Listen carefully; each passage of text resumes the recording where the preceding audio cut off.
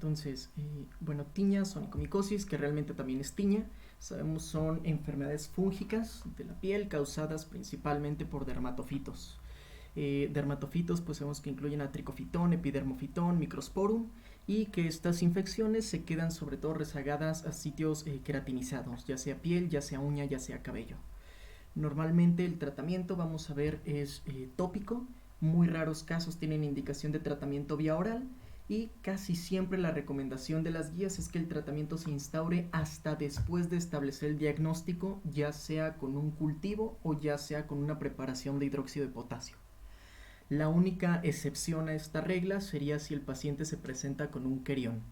Sí, si llega con un querión o querión de Celso, la manifestación ya un poco más importante, supurativa a nivel sobre todo de la tiña capitis, sí se tiene que hacer el tratamiento en lo que obtenemos los resultados del diagnóstico. La guía más completa en el manejo de las tiñas es la de la Academia Americana de Médicos de Primer Contacto. Es un poco vieja, 2014, pero sigue estando bastante adecuada.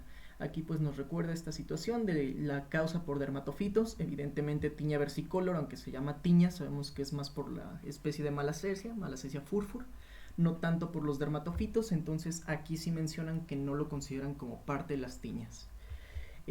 La clasificación, pues por localización, si está en la cabeza es capitis, si está en los pies es pedis, si está en las uñas es unguium, si está en la zona crural es cruris, si está en el resto del cuerpo corporis. En los niños es más común que se presente como capitis, que es donde llegamos a ver sobre todo el querión, o como corporis, pero de forma localizada. Sí, corporis ya un poco más extensiva, que es lo que se conoce como tiña gladiatorum, es sobre todo en adultos, como su nombre lo dice, luchadores. Ahí la consideración nada más es 3 semanas de tratamiento antes de volver a contacto físico con otras personas para evitar contagios. Sí, pero en niños tiña corporis normalmente es localizada, no es tan extensiva. Adultos y adolescentes, sobre todo, más común tiña cruris, y ya en adultos, pues pedis unguium, recordando que la pedis puede ser desde una tiña leve entre los dedos de los pies hasta la distribución en mocasín, ¿no? Que ya tendríamos aquí que en ese caso sí dar un tratamiento vía oral, ¿no? Sería como una de las pocas indicaciones para dar el tratamiento vía oral. Las demás responden bastante bien con terbinafina tópica, recordando ahí que bloquea pues la síntesis del escualeno, del escualeno oxigenasa para la síntesis del ergosterol. Y pues como decíamos, el diagnóstico tiene que ser con cultivo confirmatorio o con un preparado de hidróxido de potasio para observar a nivel microscopía las cifras. El problema es que pues muchas veces en el consultorio de primer contacto, de primer nivel, pues no tenemos microscopio para estar haciendo las observaciones de la preparación. Y si bien los datos clínicos tienen una buena sensibilidad, aproximadamente del 88-90%, la especificidad de los datos clínicos es de menos del 50%. ¿No? Es decir, muchas veces se llega a confundir con tiña cuando se trata de un eczema, de una psoriasis, manifestaciones de lupus, alergia, etc. Por otro lado, pues estas pruebas, tanto la de hidróxido como el cultivo, tienen mucho mejor especificidad, superior al 90%, pero pues evidentemente también con menor sensibilidad. Entonces sí tener ese recordatorio, lo recomendable es si podemos hacer la confirmación, hacer la confirmación. Y pues también recordar que se pueden presentar tiñas atípicas, sobre todo cuando se confundieron con otra patología dermatológica y se dio un tratamiento inmunosupresor, ¿no? Casi siempre corticoides tópicos. Pues decíamos tricofitón, microsporum, epidermofitón. Por ahí se habla de que tricofitón rubrum llega a ser de las más comunes e importantes, pero pues depende también mucho de la epidemiología local, ¿no? Rubrum y otras subespecies o géneros de tricofitón son más comunes en Italia, no tanto en Estados Unidos, entonces sí tomar por ahí un poco esa precaución, siendo que tricofitón es la que mejor respuesta va a tener a terbinafina y sus derivados. Entonces por eso también la recomendación cambia ahí un poco y ya en la actualidad se recomienda no utilizar griseofulvina, sino quedarnos con terbinafina tópica.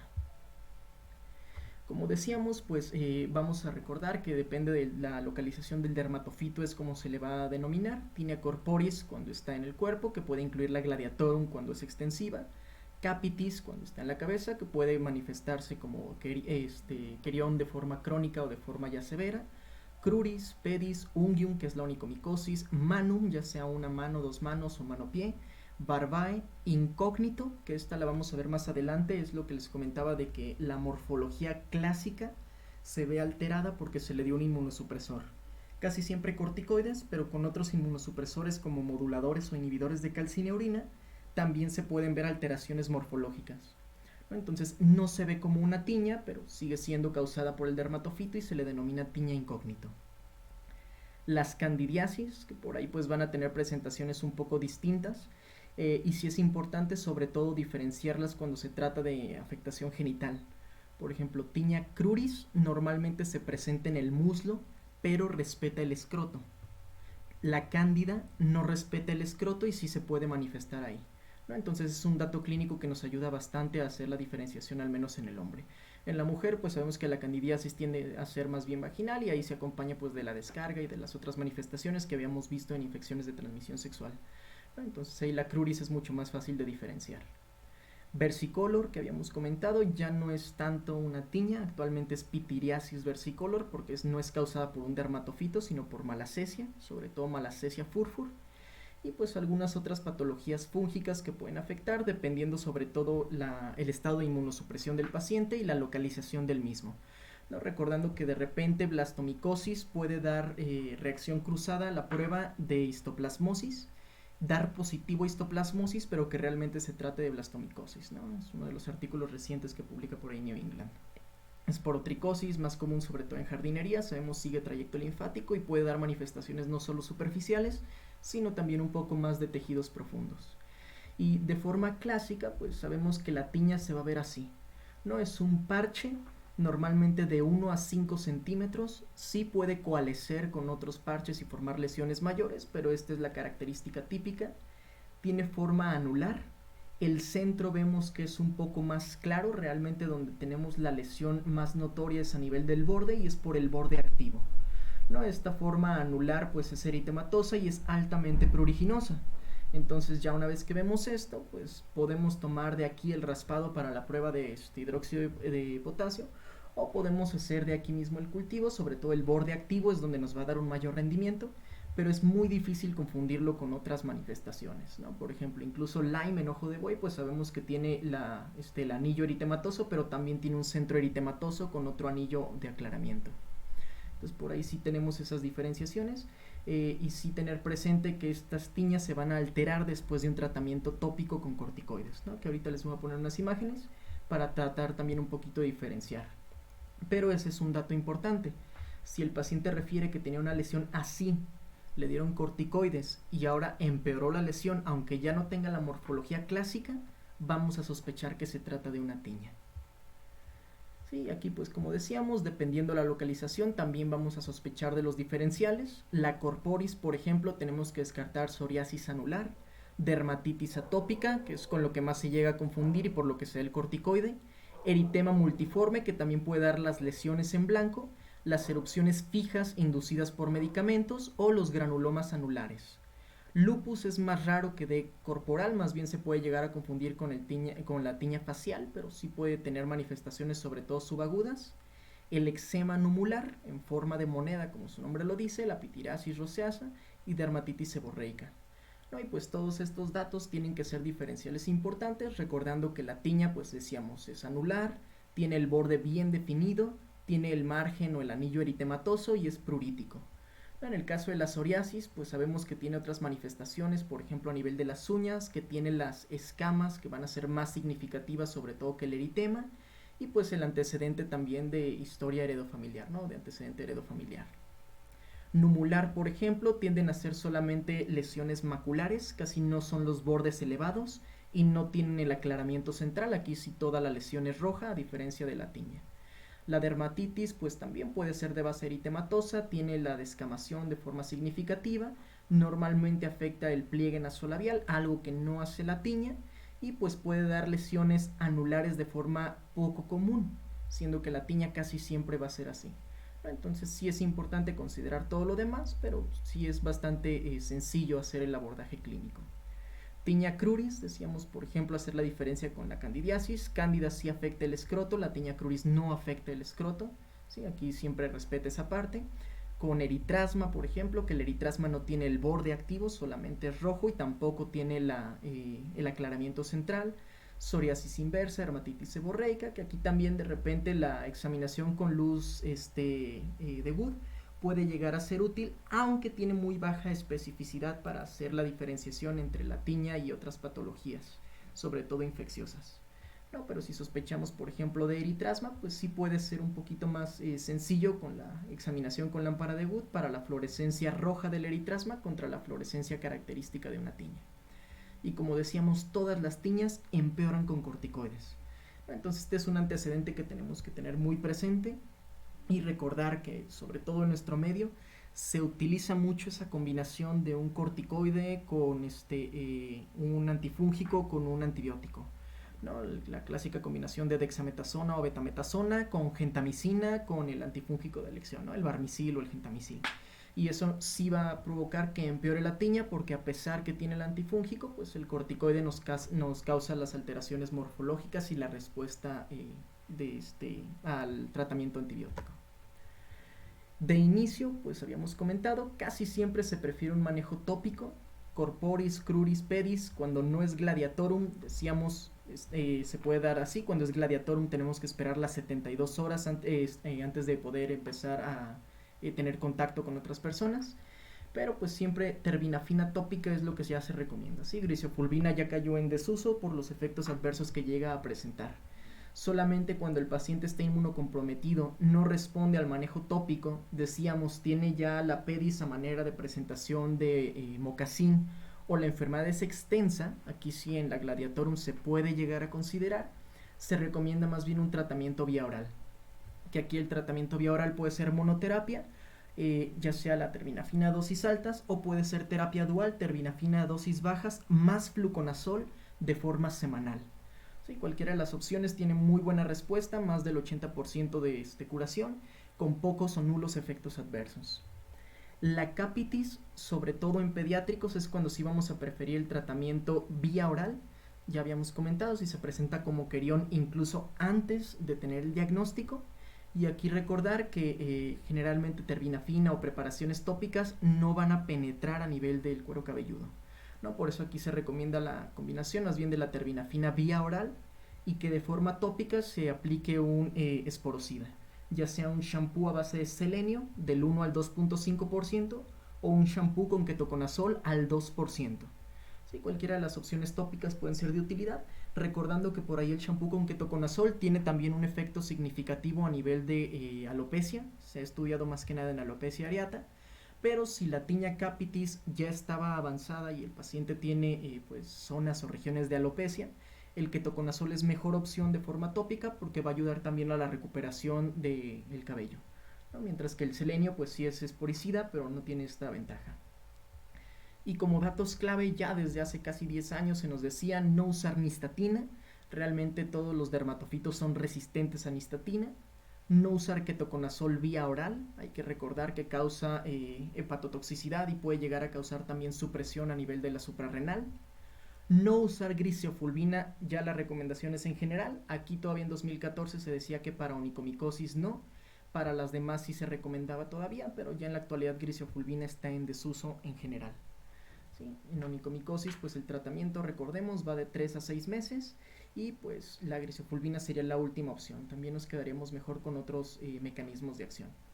Y como comentamos, no combinar con corticoides y antibióticos. ¿Sí? Eso de que sea el aminoglucósido, la dexa o betametasona y el antifúngico tiene más problemas, atrofia cutánea, prolongación de la patología, alteraciones morfológicas de la patología que hacen que después sea más difícil dar un diagnóstico certero y pues la toxicidad respectiva de cada uno de los componentes.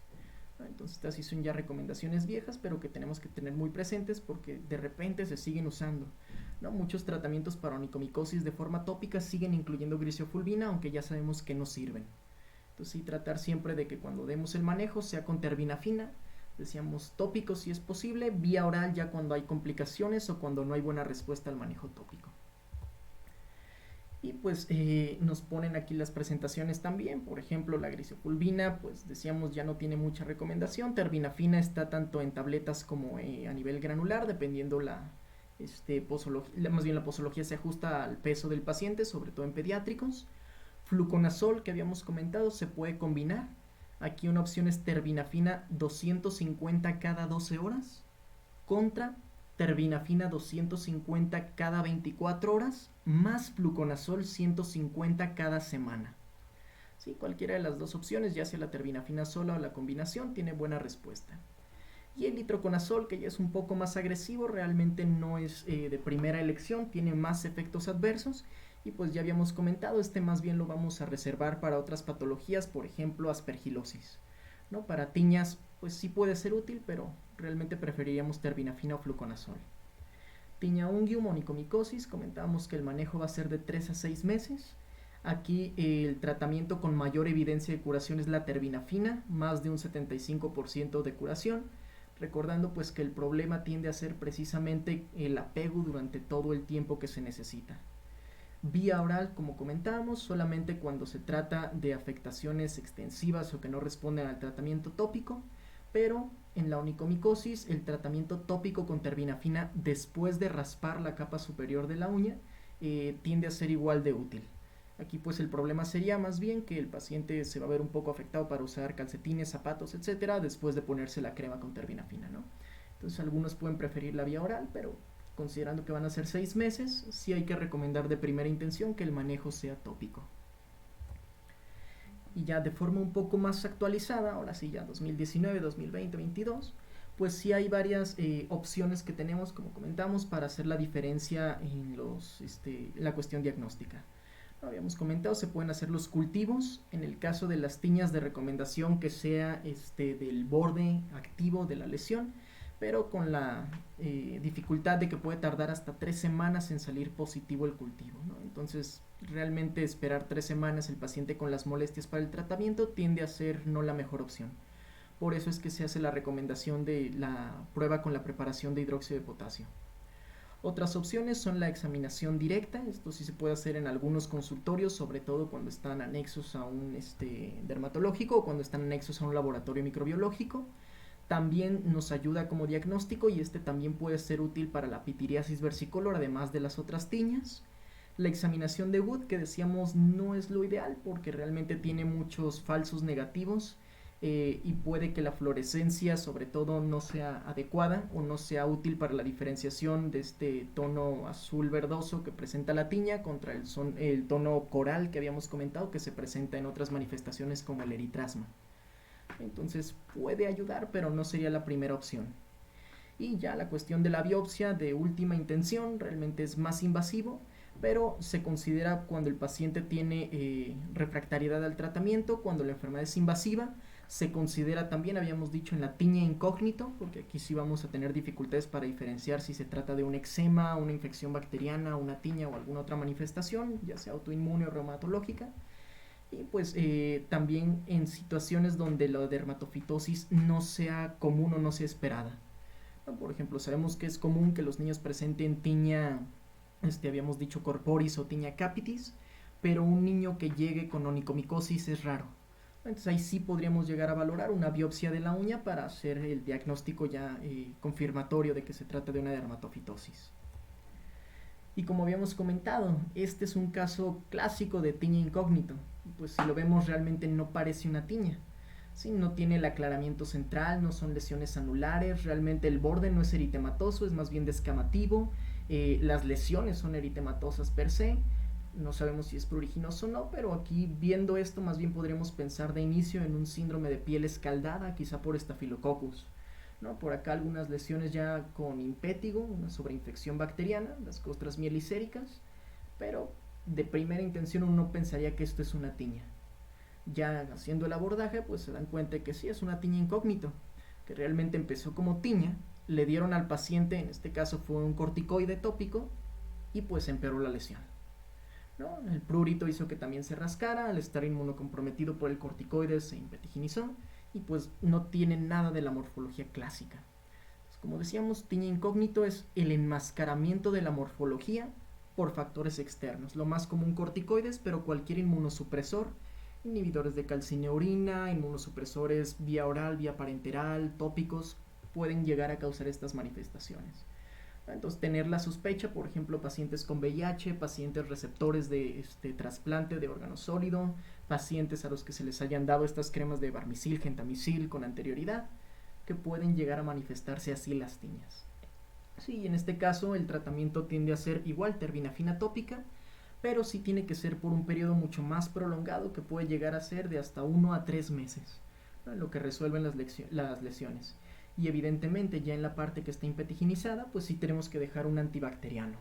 Habíamos comentado cuando hablábamos de los fármacos antibacterianos, por ahí la neomicina puede llegar a ser de utilidad de forma tópica, la mupirocina puede llegar a ser de utilidad de forma tópica para este tipo de infecciones, mientras no sea una celulitis. Ya si del impétigo pasa a una celulitis, pues más bien tendríamos que irnos por clindamicina, ¿no? Pero así de forma general podemos dejar algo tópico, el antifúngico y el antibacteriano. Y como comentábamos, ya nada más para cerrar, este artículo es de este año y precisamente hace la comparación de terbinafina a dosis altas, 250 cada 12, contra terbinafina dosis baja, 250 al día, más fluconazol 150 semanal. Y de lo que se dan cuenta es que sintomatología pues mejora con cualquiera de los dos abordajes. 2.9 de sintomatología basal en cuestión de el score. A las 2 semanas 2.3, 2.1, a las 4 semanas 1 y 1.4. Entonces, aunque sí parece visualmente diferente, la diferencia no es significativa en cuestión de sintomatología con cualquiera de los dos abordajes. Aquí fueron 80 pacientes, al final 81.5% del tratamiento dual contra 73.9% contra la terbinafina sola tuvo curación. Sí, entonces a las 6 semanas sí hubo una diferencia significativa a favor del tratamiento dual para la curación, pero pues vemos que a cuestión de la score de sintomatología, la mejoría es con cualquiera de los dos abordajes, siendo que no hubo hepatotoxicidad, que no hubo efectos adversos ni leves, ni moderados, ni severos con ninguno de los dos manejos, ¿no? Y tuvo un buen apego en cualquiera de los casos. Entonces puede ser una buena opción cuando nosotros tenemos un paciente que no está respondiendo al manejo o al tratamiento tópico.